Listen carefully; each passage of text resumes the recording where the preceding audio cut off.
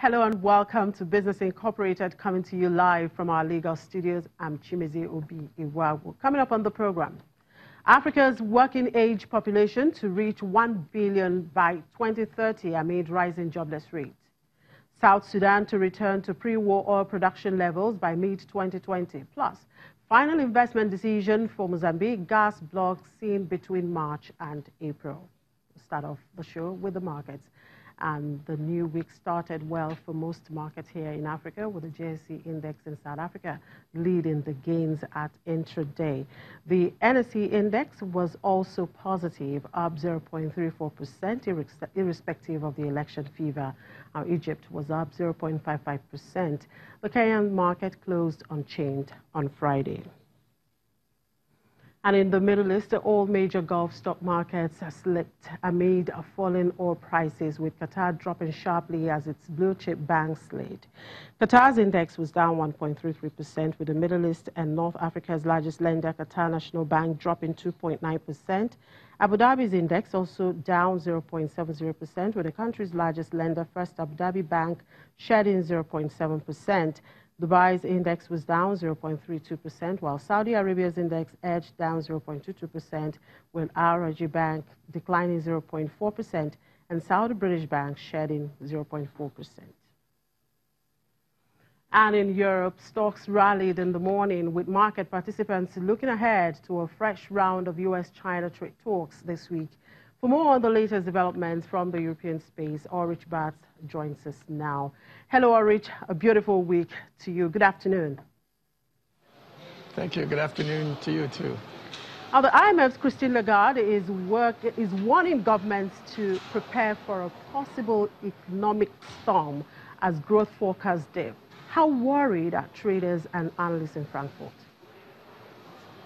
Yes, they're seeing the situation deteriorate economically, and people, of course, here believe that it's vital for the United States and China to get away from a tariff rising spiral and to strike a deal. And it's not necessarily seen as a negative sign that the two leaders aren't scheduled to talk before the 90-day time schedule runs out for these talks.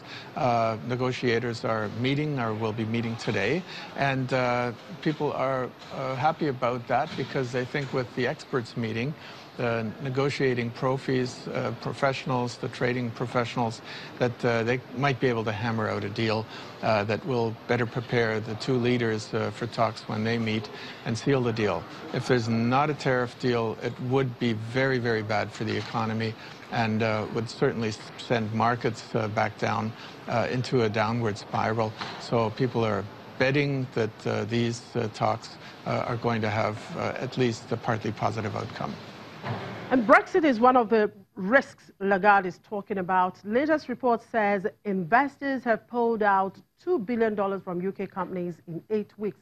Also, Britain has just released new economic data today, manufacturing output and GDP. How do they look? What are the numbers saying? The numbers are saying that the UK is going downhill, not least because of all this Brexit talk and no action and a very unclear perspective. If you look at the December number for manufacturing output, that shows that the manufacturing output was actually 0.2% lower than in the previous months, so that's a negative. And when you look at GDP for 2018, the growth, it's still there, but it's clearly lower than 2017, I mean. 2017, it was at 1.8%, and last year it dropped down to 1.4%. And of course, with a hard Brexit, you'd be seeing numbers further eroding, perhaps dramatically so. The Bank of England last week held off on doing another interest rate hike because of worries over the economy. The pound today on these numbers, on these weak numbers, it's going down by about 1/3%. But, you know, it's a little bit surprising. The stock market in London, the FTSE 100, it's going up slightly in line with most other major not currencies, but markets here in Europe, whether it's in Frankfurt or Paris or Milan. Well, there seems to be some movement in the European stock market, seeing a takeover battle going on over the stock exchange in Oslo, Norway. The Paris-based multi-exchange Euronext outbidding NASDAQ of the US for Oslo. What do people where you are make of this, and what is Deutsche Börse doing? Well, Deutsche Börse is sitting on its hands. It's doing nothing. It got into hot water over a failed merger with the London's LSE, and I think they're still busy digesting that move, which was first of all bad for its reputation, but since it's not been bad for the stock. The stock has gone up since. And according to the CEO, Theodor Weimer, he's only been in office a good year. The Deutsche Börse is quite happy to look at opportunities, but they have to pay off. We'll be hearing more from Theodor Weimer later this week. On Thursday, when we speak on Thursday this time, I'll have some fresh information about things that he talked about, probably among others, this topic of what the Deutsche Börse will do. The Oslo exchange, not a huge takeover subject, you know, in a market where you usually talk about takeover subjects being worth billions. This is below 1 billion euros, but it's hotly contested. The NASDAQ is bidding, and so is Euronext. Euronext, the multi-country exchange with exchanges in Paris, Lisbon, Brussels, and Amsterdam. And the Oslo people would like to stick with NASDAQ because they say NASDAQ already has Copenhagen, Stockholm, and Helsinki, and the Baltics, and they see that as a more logical fit for themselves. Well, thank you very much, Ulrich.